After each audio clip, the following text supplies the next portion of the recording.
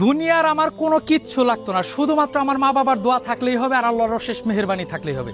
মা বাবার দোয়া কখনো বিফলে যায় না। আব্বা ধরো আগে মিষ্টি খাও, তোমাগর দোয়ায় আজকে আমার এত বড় একটা স্বপ্ন পূরণ হতে যাচ্ছে, যেটা একটু পরে বলতেছি। ধরো আম্মা মিষ্টি খাও।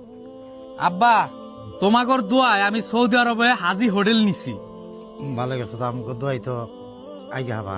আমি মানিক মিয়া একটা সময় সৌদি আরবে প্রচুর খাটছি, আমি গাদার খাটা খাটছি, আপনারা সবাই জানেন।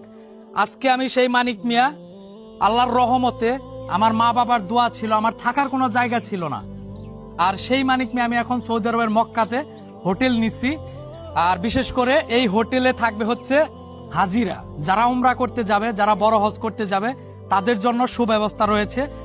সৌদি আরবের মক্কাতে আমার দুইটা হোটেল রয়েছে। মক্কায় যে দুটি হোটেল রয়েছে আমার, হোটেল দুটির নাম হচ্ছে তালাল আল মাসায়ের, হিজরা আল মাসির।